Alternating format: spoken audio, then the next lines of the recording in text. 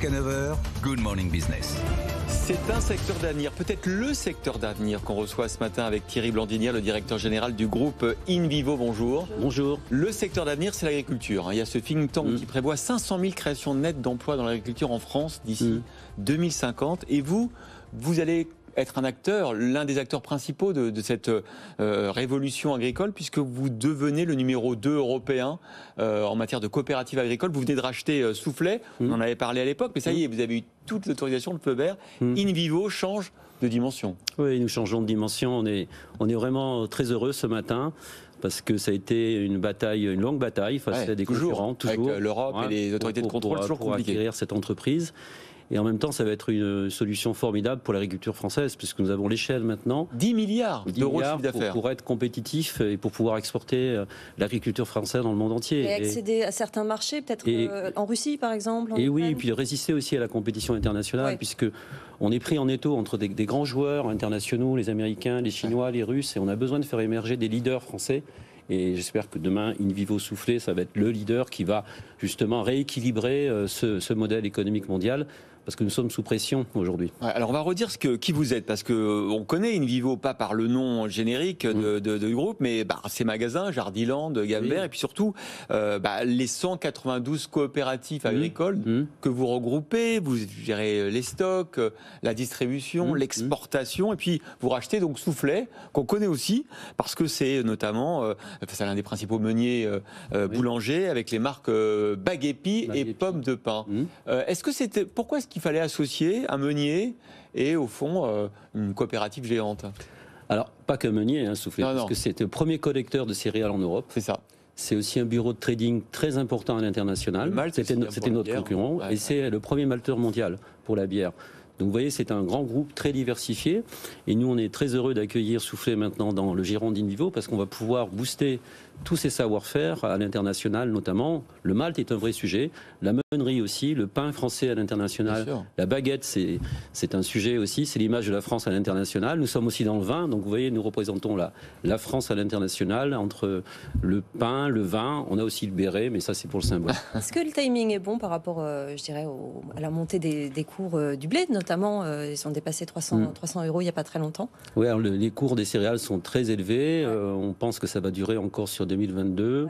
Après, je pense qu'il y aura un ajustement. Donc, c'est lié à la pression sur la chaîne logistique alimentaire mondiale.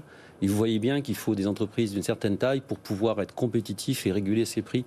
Parce qu'il ne faut pas que les prix s'envolent comme ça. Il faut qu'on arrive à avoir des prix compétitifs pour que l'alimentation reste accessible, notamment dans les pays émergents. On fait très attention à la hausse du prix des matières premières. Comment se passent les négociations en ce moment avec les industriels de l'agroalimentaire? Parce qu'ils nous disent qu'ils sont pris en étau, avec évidemment les cours garantis pour les producteurs, la grande distribution qui ne veut pas lâcher l'affaire. Vous, dans ce bras de fer, quelle est votre situation? On explique avec les partenaires agroalimentaires que la distribution, il faut répercuter les tarifs, il faut ajuster aussi les offres, parce qu'on ne peut pas vivre avec des pertes sur l'agriculture. Donc le consommateur va payer un peu plus cher. Je crois que Michel-Édouard Leclerc s'est exprimé sur votre chaîne en disant qu'il y aura une inflation de 4% l'année prochaine. Je suis d'accord avec lui. Il va falloir gérer cette période, c'est sûr. Mais en 2022, fin 2022, début 2023, il va y avoir une inflexion des prix. Donc si on fait la moyenne sur 2 ans, je pense que l'inflation ne sera pas aussi importante qu'on l'imagine aujourd'hui. Vous pensez que c'est transitoire, vous aussi, mais une transition un petit peu longue? Un peu longue, oui. Comme le gouverneur de la Banque de France, vous êtes sur la même ligne. Il a dit ça? Très bien. Vous êtes chez InVivo depuis 7 ans. Comment vous voyez évoluer votre secteur? Votre mission, c'est de l'accompagner vers l'agriculture du futur. Oui, nous on vit un moment formidable. On en parlait, en fait. On rentre dans la 3e révolution agricole, qui sera numérique, qui sera digitale, qui va être très attractive pour les jeunes. Donc je crois que je vais parrainer plusieurs boîtes de start-up. Donc c'est formidable dans le monde entier, pas qu'en France, qui disent demain on peut produire plus et mieux, on peut pratiquer une agriculture de précision, c'est-à-dire qu'on peut qualifier le potentiel agronomique des parcelles, donc gérer l'utilisation des intrants, être plus économe en eau et en même temps augmenter la qualité. Donc tout devient possible grâce aux nouvelles technologies, donc ça, c'est un secteur qui devient très très attractif pour les jeunes. On a envie de créer sa boîte maintenant dans l'agriculture. C'est formidable. L'autre tendance, effectivement, avec depuis quelques mois des petites déceptions, c'est la filière bio, dont j'imagine vous vous occupez aussi. Vous faites tout, vous êtes transparent par rapport à l'origine de l'agriculture. On a vu que les prix baissait, en tout cas qu'il y avait de la surproduction. On a vu que les œufs bio étaient envoyés, mélangés aux œufs ordinaires parce qu'ils ne trouvaient pas de débouchés. Qu'est-ce qui se passe sur le bio en ce moment ? Je crois que le bio peut atteindre ses limites. C'est une question de prix et de rapport qualité-prix. C'est-à-dire qu'il y a une question aussi de pouvoir d'achat. Donc il est essentiel aujourd'hui de s'ajuster en termes de production par rapport au marché. Et quand vous dépassez cet ajustement, quand vous produisez trop, vous retrouvez un mécanisme classique de marché, c'est que les prix chutent et quelque part, il faut faire des promotions pour vendre les stocks. Ça veut dire qu'en fait, voilà.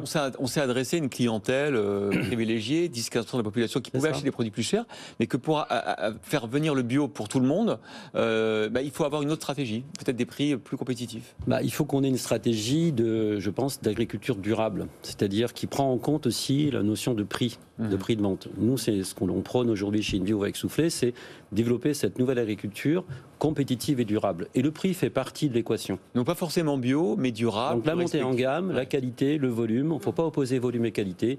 Tout devient possible, notamment grâce aux nouvelles technologies.